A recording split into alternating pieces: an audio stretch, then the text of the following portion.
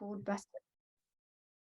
So welcome everybody. For those of you that normally join us on a Wednesday for our leadership circle around humanising transformation, today it's a little bit different. So I'm absolutely delighted to be joined by one of our principal practitioners all the way from Canberra in Australia. Woohoo!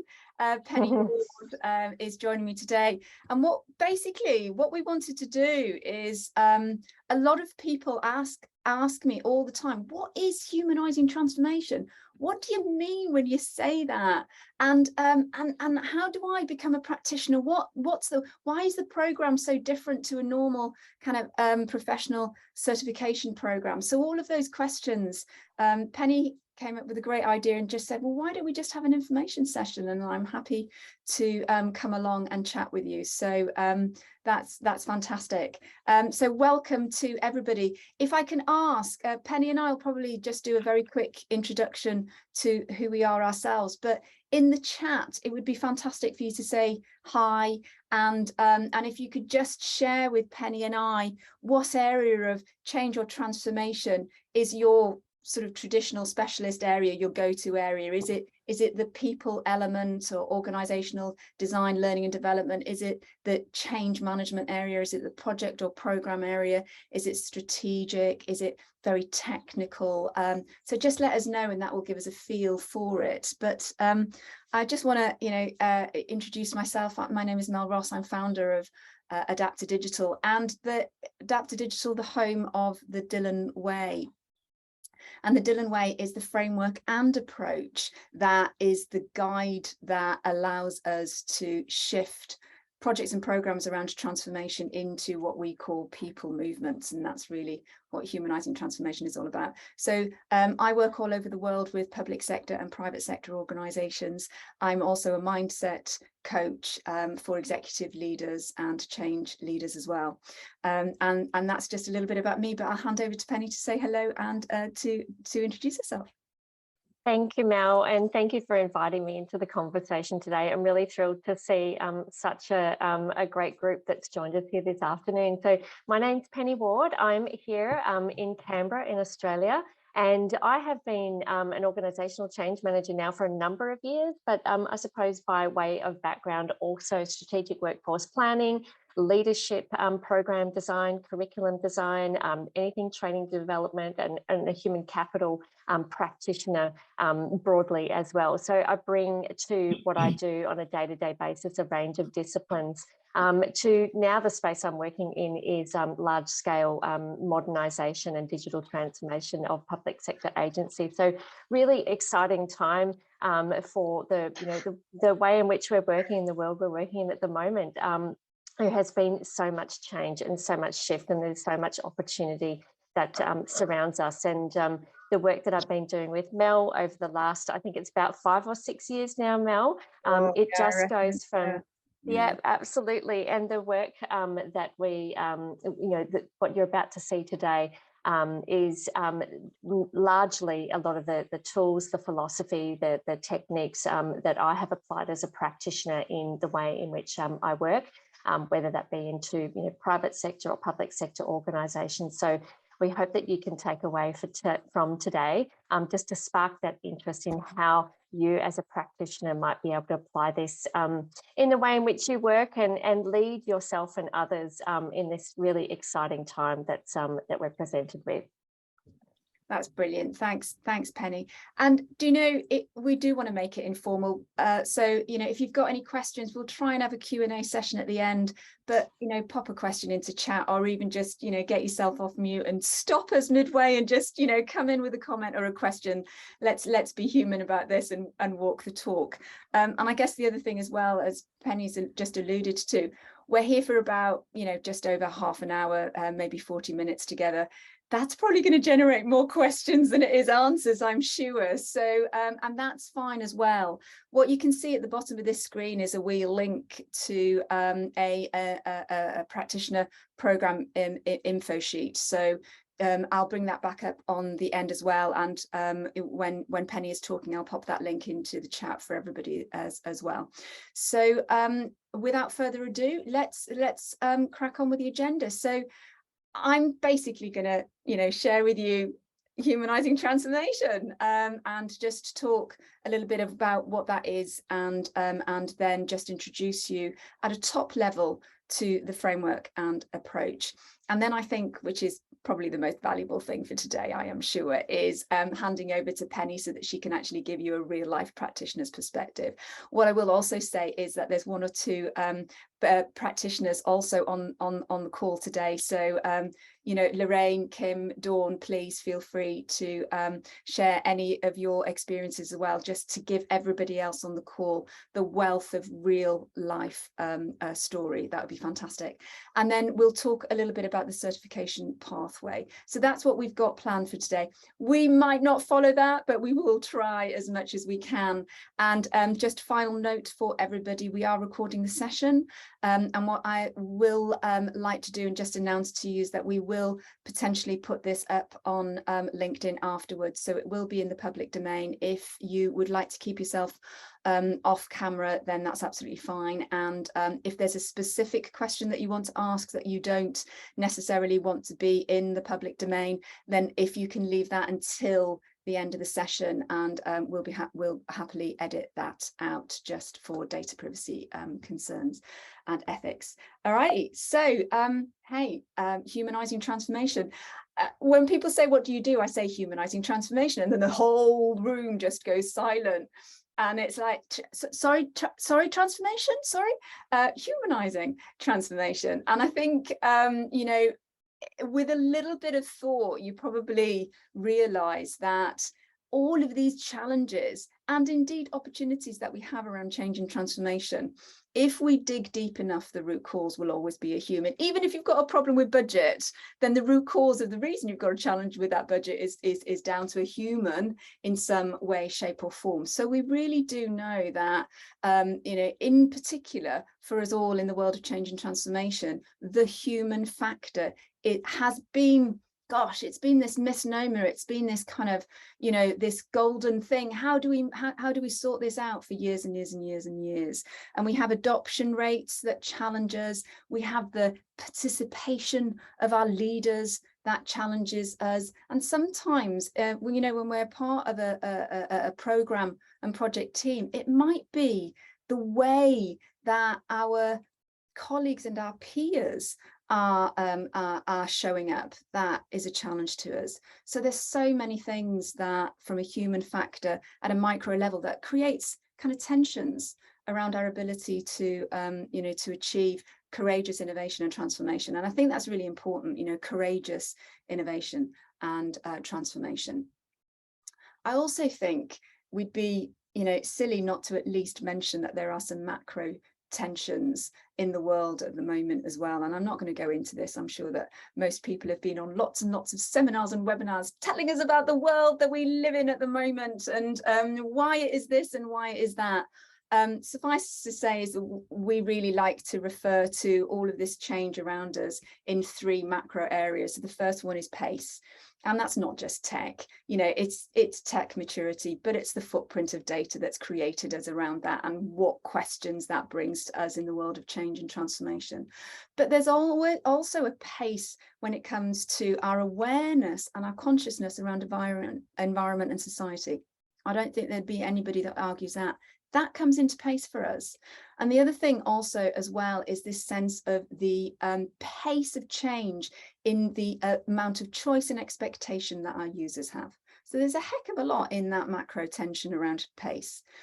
The next element for us as a macro tension is what we call inevitability. And, the inevitability is a sense of, even if we weren't doing anything, there's still shifts happening, right? What we're trying to do is we are trying to accelerate them. We're trying to guide them in the right way for growth and for thriving. So inevitability, just understanding that things are changing anyway by default. We've got younger generations coming in, we've got on-premise technologies that are coming to end of life where, very few organizations now will probably be saying that they're not in some way, shape or form transforming into some kind of cloud environment or usage. So, there's a lot of stuff which is inevitably happening as well, being aware of it.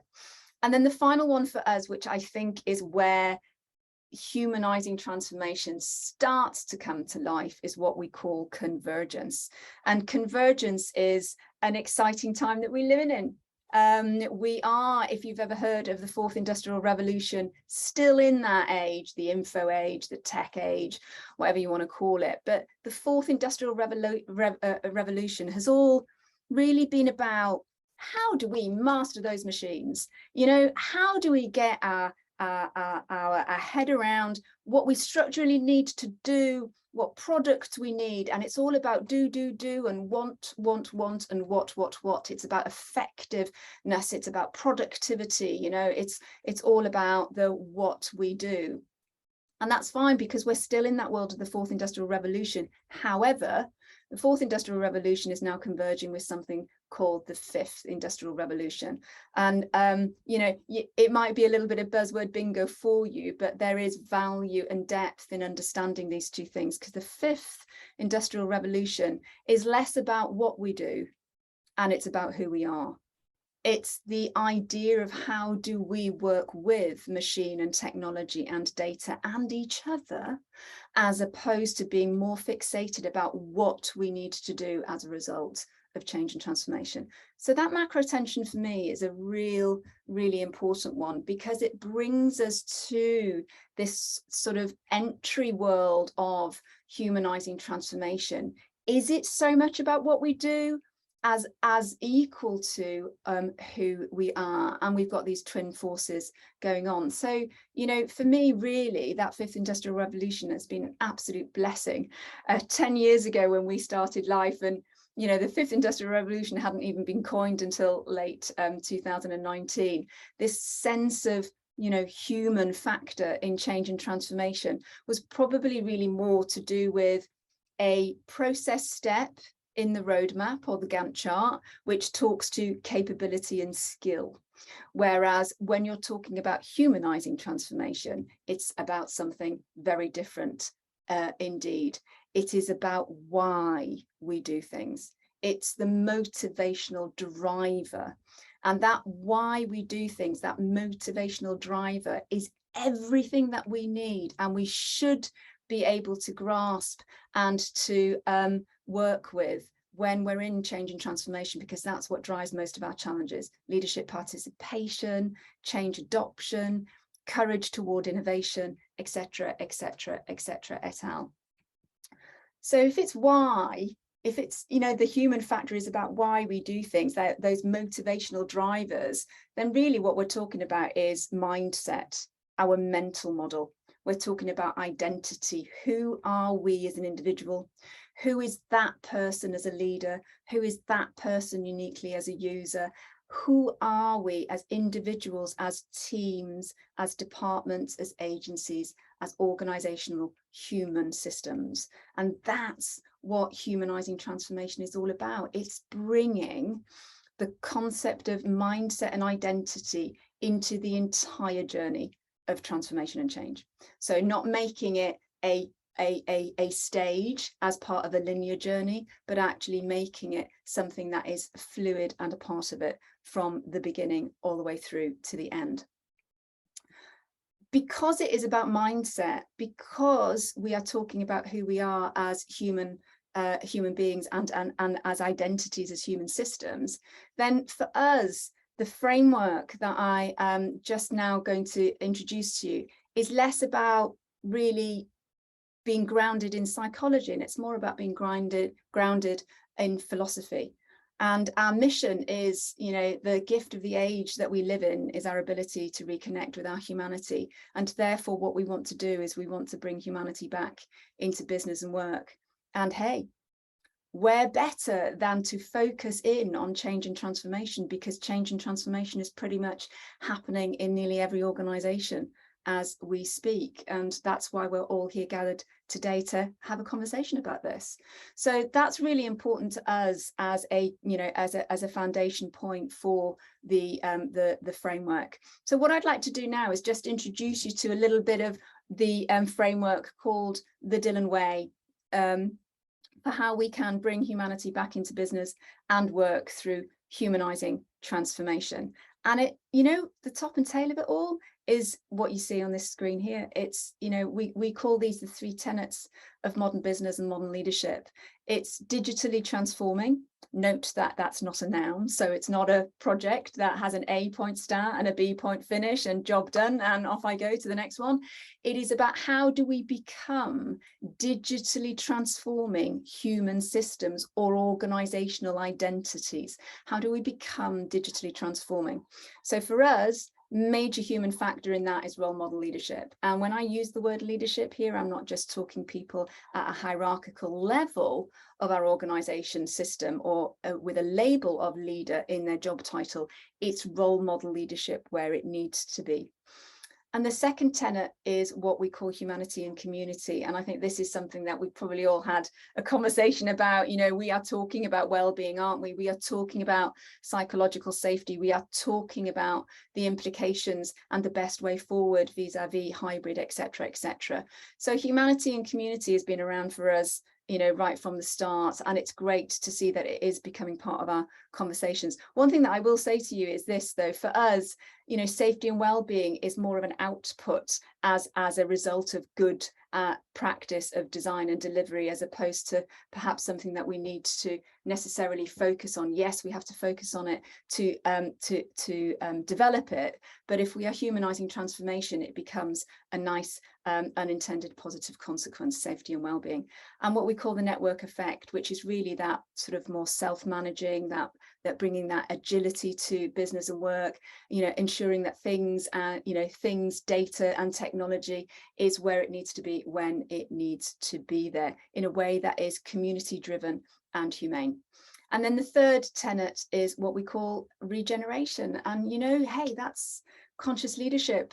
We do need to all be and be allowed to and give ourselves permission to be more conscious in our own leadership. And that is to bring ethical practice and decision making into every single moment of our life with intention, and also being sustainably aware and active vis-a-vis society and environment. And, you know, more and more digital transformation strategies and articles have been written about how we can, you know, bring sustainability into our work. So it's a really important part. But these 3 tenets have been with us for years, and they top and tail our framework. They're how we inform and support strategy, but they are also how we can use what we can use to monitor and measure and track progress. The 3 tenets. So all I want to do now is just give you a little bit of an insight into the kind of structure of the Dilyn Way framework. So the framework itself sits, you know, it sits with those 3 tenets at the start as positioning.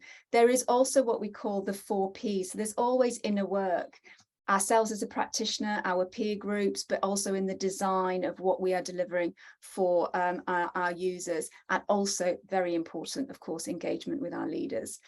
Those 4 Ps also dovetail out into the 7 mindsets. And those 7 mindsets, I was just on a call with some colleagues, practitioners, just before coming onto this call with everybody here, and saying, you know, if you don't really lean into anything else, these 7 mindsets are super important, and they're super important for so many reasons. Number one, a lot of people are trying to work out, what is the ideal modern leader? What does the modern leader look like?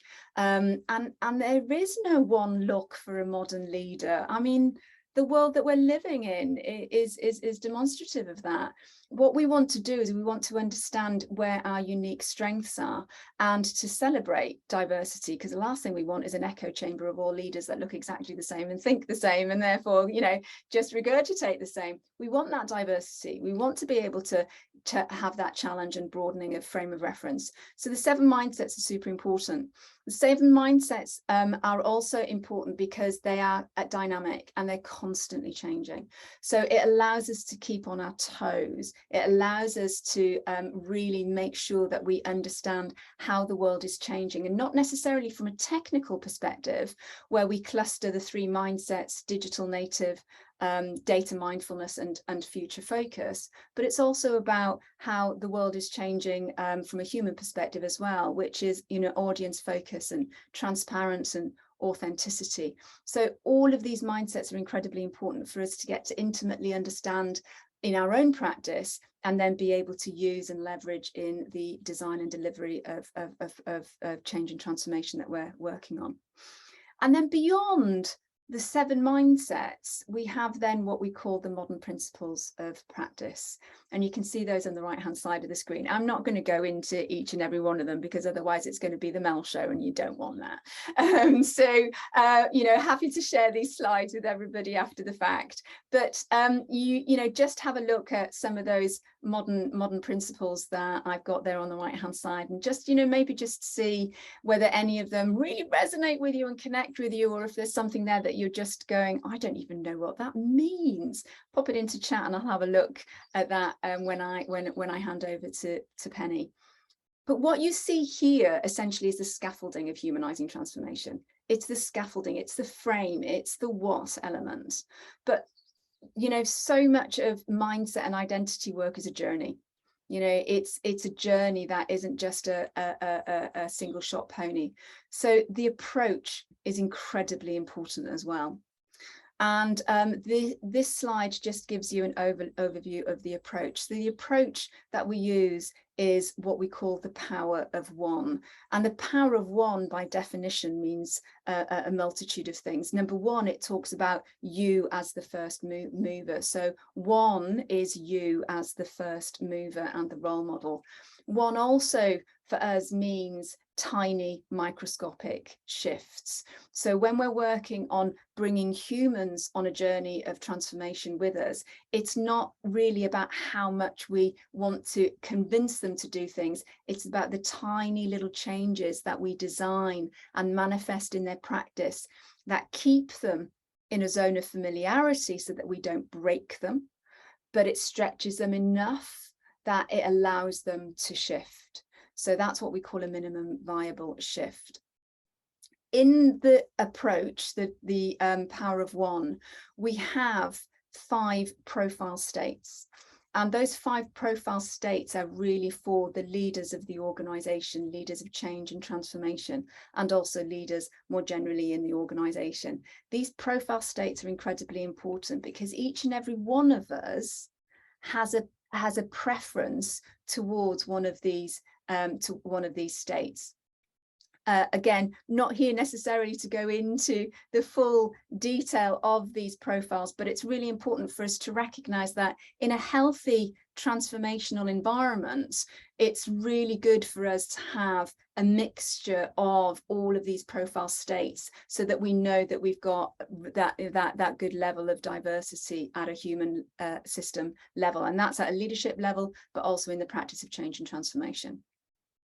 I think the other thing, just to quickly make you aware of, is those words that you see: attract, amplify, advance, activate, align, assess, and aware.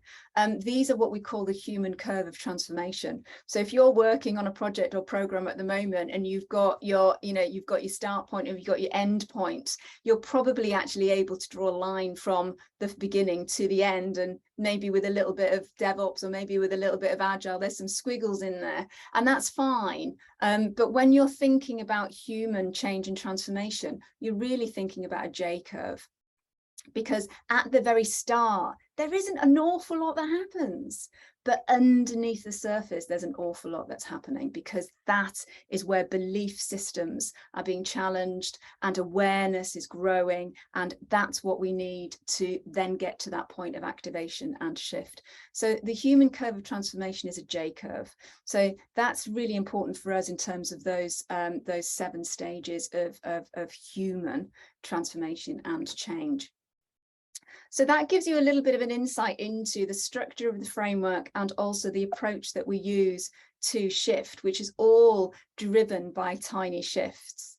And these 2 elements are also supported by a few other things. And the first one, which is really important, is over 150 practice indicators. And what's important about that is this. Everybody on this call today will absolutely agree with me. No 2 transformation programs are the same. No 2 change initiatives are the same. Everything needs to be in some way, shape or form understood and appreciated for its uniqueness, as well as what its objectives are for changing in the first place. And that means that we want to be able to use the Dilyn Way, the human side of transformation. We want to be able to connect with people in a unique way. So that's why we have 150 practice indicators. So don't panic. We're not saying that you've got to use all of them in every single program. What it does is it allows you to customize the design and the delivery of your program to fit ethically the human systems that you're working with. We also have profiling capability. So thinking about those profile states on the far right of the screen, how do we identify who you are and where your ideal profile state is? That's through our profiling tool, which has been used by thousands of leaders and practitioners now all over the world and continues to be used, sometimes on its own as part of modern leadership programs, but also within humanizing transformation change and projects and programs as well. And we have a specialist toolkit. So again, not left on your own, but there are very specific things like a blueprint, brand triangles, data mindfulness, decision-making audits, community index audits, etc., etc. There's a specialist toolkit that supports you in your practice to help other humans to work through that curve of human transformation and change. So how that all manifests into practice and a community of practice is in our Practitioner and Leadership Academy, which is an online community. And that online community is a mix, and actually it's really nice that it's a mix of people. So we have our practitioners in training, we have our qualified practitioners there. When we work with customers on pure leadership programs, we also bring the leaders in there, and sometimes it's a little bit, oh really, are we doing this? And once they get into the community and they start to connect with other people and they start to just edge and stretch their own mental models, it's a really great place to be. So we've got those three kind of types of people in the Practitioner Leadership Academy, which is fantastic. But of course, what Penny and I want to talk about today is the certification pathway, and just popping it up on the screen here just to give you a little bit of a summary of that before I hand over to Penny to talk about some of her own personal experiences. But the key thing really for me is the journey of becoming a practitioner in humanizing transformation is probably a little bit different to something that you might be more familiar with. It is in total a 7-month program, and the first 3 months would be more familiar to you. It's where you look at the theory and the practice and understand everything that you see here, the tenets, the profiles, the principles, the practice indicators, etc., etc. And that gets you to a place of certification, but it doesn't stop there. You don't just be you're not dumped in an alumni or even just left to your own devices. You then have a 4-month period where you are supported by a dedicated mentor coach in the framework, so that you are able to spend most of your dedicated time in really bringing the framework to life in your own practice as a modern leader and in the change and transformation you're working with. And of course, community, really important. Ongoing and updated development, because the framework updates twice a year. The world around us is always changing, so too does that framework. And of course, the networking that I mentioned before. On an annual basis, we've got a recertification, which is just a small miniature process that every practitioner goes through in terms of reflection and practice hours. So that's a little bit about the certification. We'll come back to that in a moment if there's more questions. But really, I think what's important is to hear from the horse's mouth, because it's one thing for me to be talking, but it ends up being an at you kind of conversation, which is not very congruent with the concept. So Penny, I'd love to hand over to you just to share with everybody some of your stories as a practitioner in terms of application, value and guidance. Absolutely. Thank you, Mel, and thank you everybody for listening in.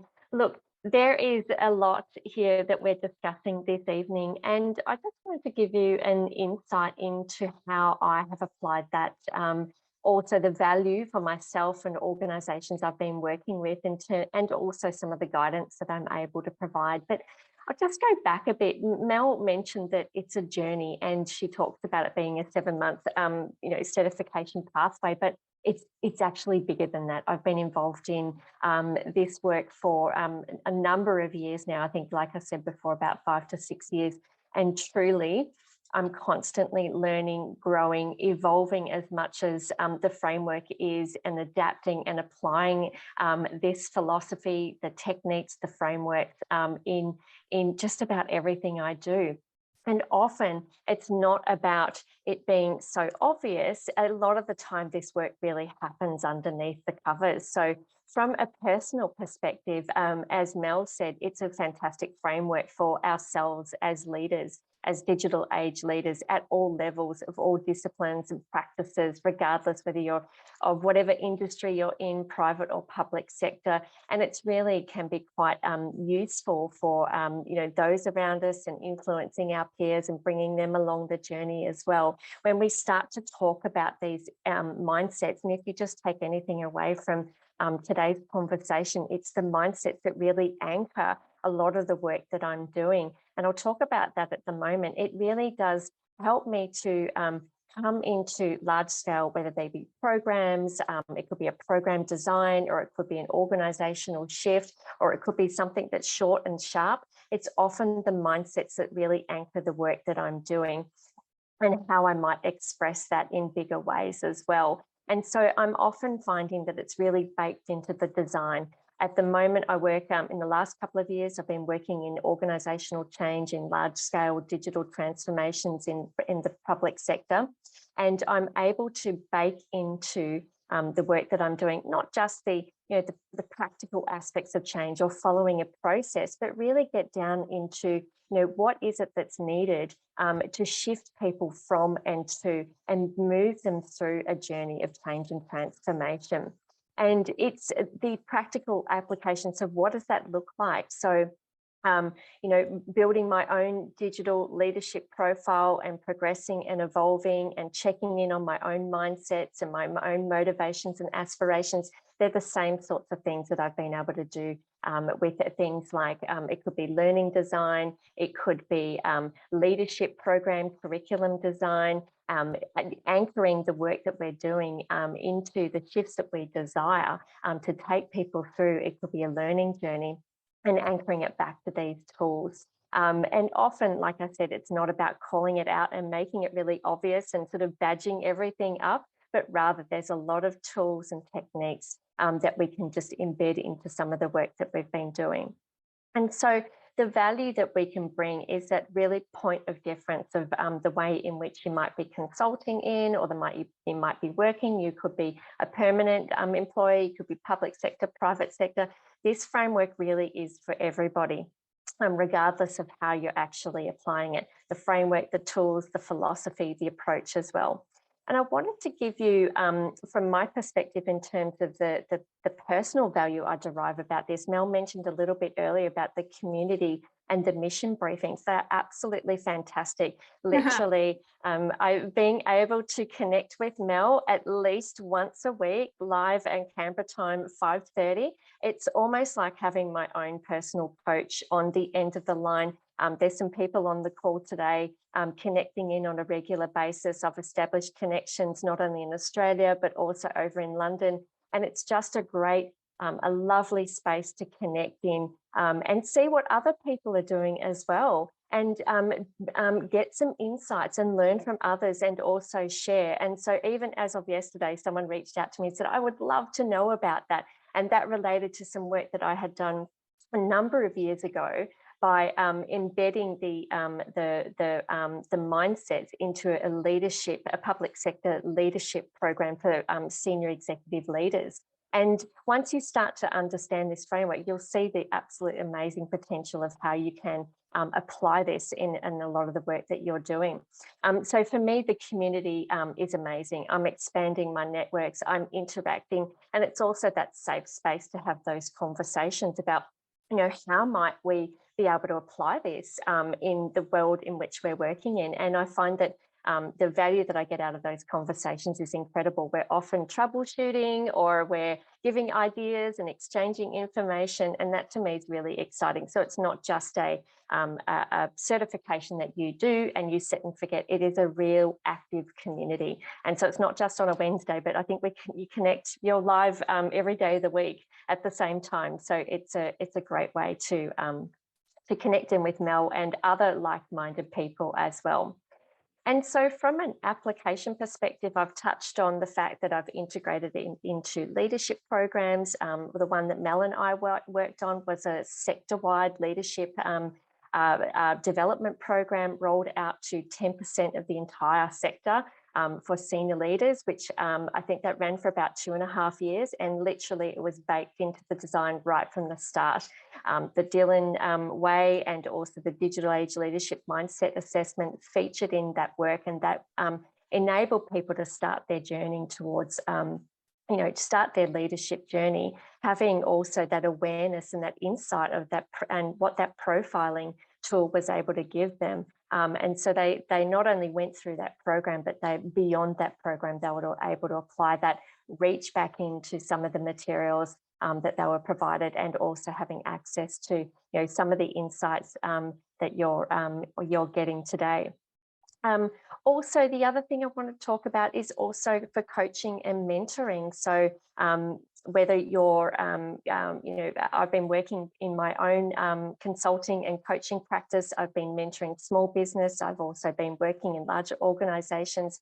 And I find that the notion of digital age leadership, when people are trying to progress, they're trying to evolve, whether it's their business or their career, when you start to talk about the possibilities of themselves, others, their business, their organizations in the context of a digitally transforming world, and we start these conversations with them, it's absolutely so beneficial to them, and they really start to see how they can shift their perspective and apply this type of thinking in what they're doing as well. So from a personal perspective, I've also coached people on the individual mindsets. That was a number of years ago.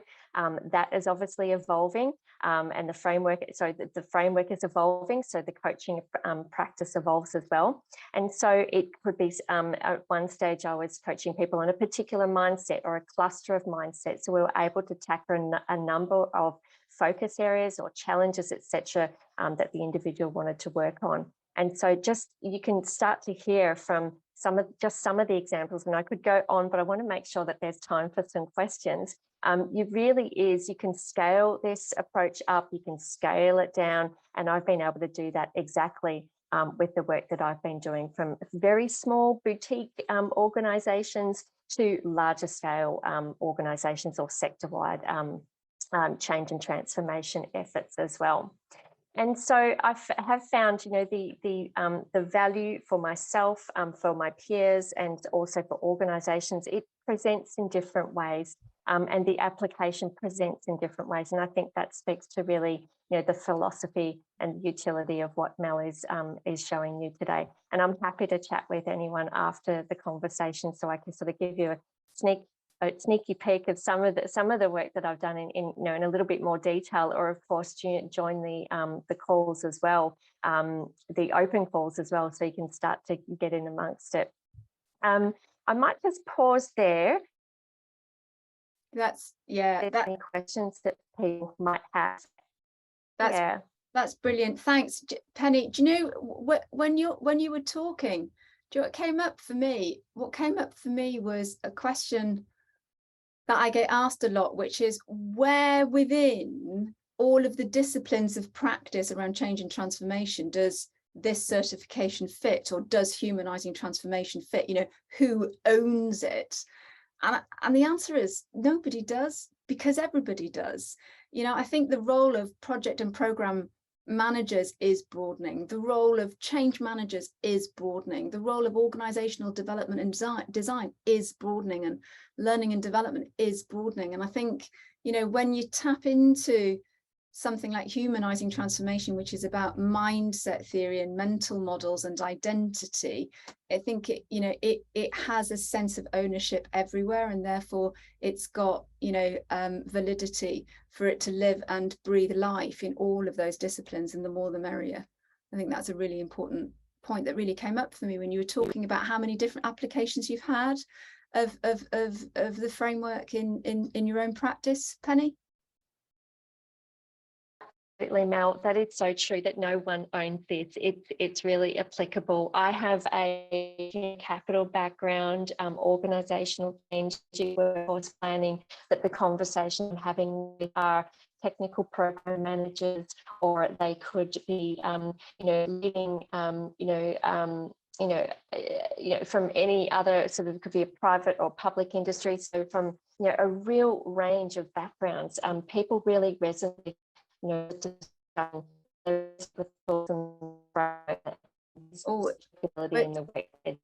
what I really like about it.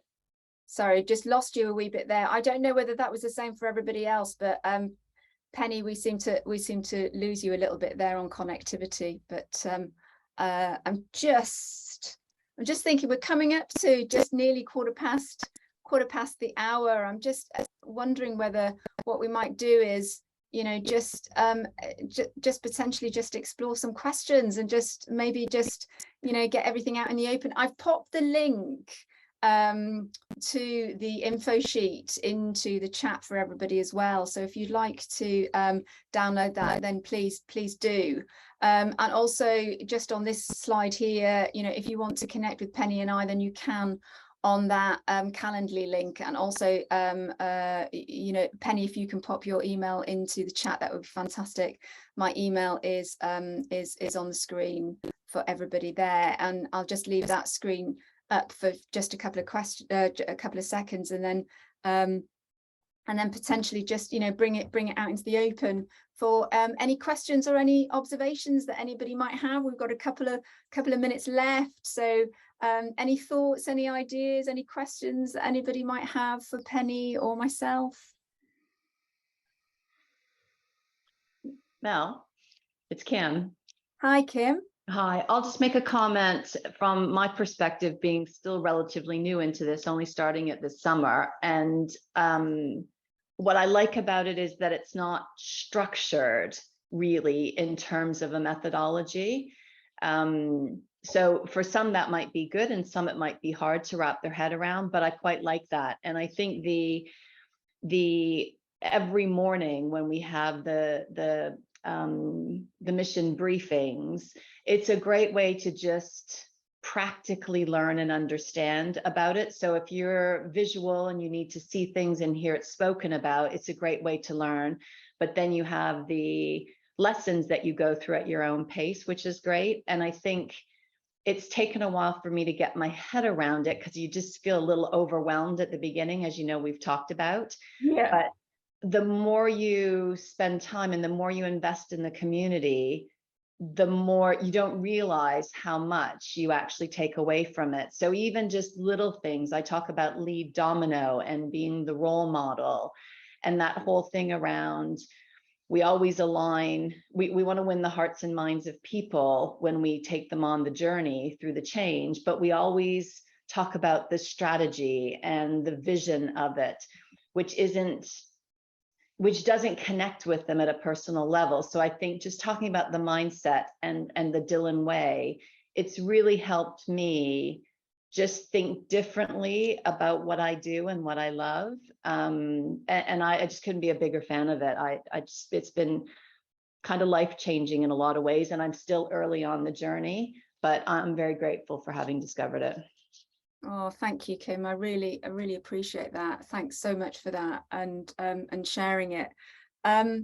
Really insightful. And Penny, thank you for your stories as well. I've noticed that there's a question come up. Can you tell us more about the bodies of work that informed the method? Yes, absolutely. So, I mean, in terms of the work, where we started Life about 10 years ago, and in those days what we were doing was we were supporting organizations to design and deliver digital transformation. And that was using a body of work that was a 6-month intensive piece of research on global maturity audits across all 11 disciplines of the organization, from strategy to leadership, all the way through to cyber and security and data, etc., etc. That started life. And then when we went into the field, of course, the work that comes out of the pain points and the desires and ambitions of our customers is really where the framework comes to life, and the community of practitioners bringing their stories. And that is really, you know, how it informs the ongoing updates of the framework twice a year. We do have a dedicated stream of research that happens. That is called upon on our biannual updates as well. But within the framework itself, I think for me, the better way to describe the framework is less about where is its purity of origin come from, and more around it being an umbrella for you know, everything that we need to be aware of that is constantly changing to support who we are being the best that we can be as human systems. So I think, you know, the frame of the Dilyn Way and the approach of the Dilyn Way and the Power of One have come out of field practice as well as early days research. But I think now what we recognize is that we are out there, we're looking at neuroscience, you know, we're looking at new models and methodologies that are coming into place around fluid management and self-management. You know, you think about Semco style that's coming into play, you know, reviewing use cases around something that might maybe be, you know, have we used holacracy and how's that worked? Or sociocracy, has that worked as an operating model? So thinking about all of these very, very different models and methods that are out there, and even something as pervasive now as agile, you know, agile in terms of, you know, agile scrum, the methodology, the practices, and also agile coaching. So I think what we try and do is we try and understand the human side, the mindset element of all of these frameworks and approaches and methodologies, and aggregate them into the Dilyn Way to support practitioners like yourself to not just deliver projects and programs, but to also effectively create people movements, because that is truly where the success of change and transformation really exists. So hopefully, Lee, that's answered your question, probably a bit more broader than you might have intended at the start, but hopefully that's helped. Maybe I might also just add to that, Mel, yeah. And share with those people on the call. In midway through 2018, I conducted a 6-month research process on digital age leadership, and I can tell you there was very little around that really focused on humanising transformation and how leaders might be able to lead their organisations, leaders at all levels, lead themselves and others in their organisations through, you know, the emergence of digital, and especially as that, you know, it was becoming more prevalent in public and private sector as well. So I've had a great opportunity to be able to do that research and also reflect on that and follow that over the last 4 and a bit years, and really sort of track, I suppose, how other approaches might be able to, you know, perhaps service this need. But really what I have found is that this is to be quite unique. It's very unique in that it has so many aspects to it, so many elements. You've got the philosophy, the tooling, etc.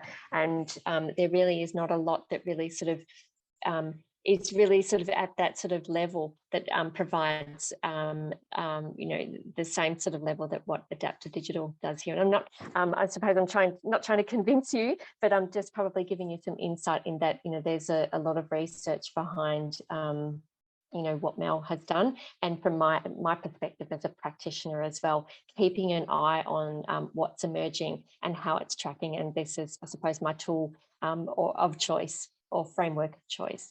And it's, you know, I think it's really important to also note that this is not for everyone. You know, humanizing transformation, the Dilyn Way is a framework, an approach.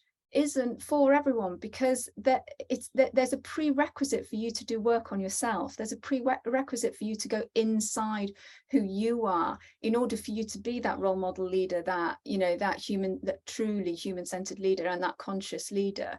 So you know, I think that there's something in there about that acceptance and that willingness to go on that personal journey as well, as you know, just a more kind of traditional, I'm going to train in this framework and this theory and job done, I'll apply it as and when necessary or applicable. I think it's a little bit more than that. So yeah, perhaps a really important point to share.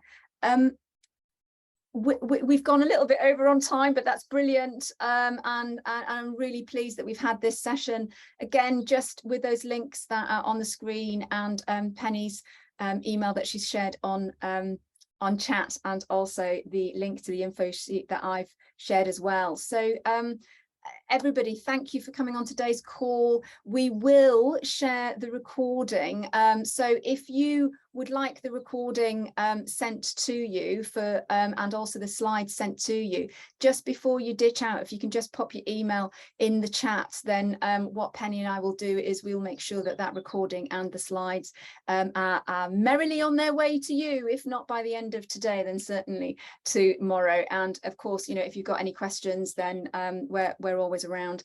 And every Wednesday at 9 AM UK time, I will definitely be here, same place but different time, talking about a particular element of humanizing transformation. So last week we talked about data mindfulness. The week before that we were really looking at you know, how digital transformation itself as a concept might be flawed and what we might be able to do about it. So a little bit of provocation there, a little bit of challenge, but also a lot of insight and some really good healthy discussions. So that's 9 AM every Wednesday, and we'll come back with some more info sessions as well. So certainly from my perspective, thank you so much for everybody for joining. Thank you for your questions and your comments in chat. That's brilliant.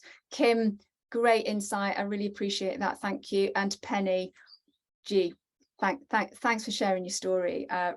Really appreciate it. As always. Thank you, everyone. That's brilliant. Stay safe. See everybody. Bye. Thank you.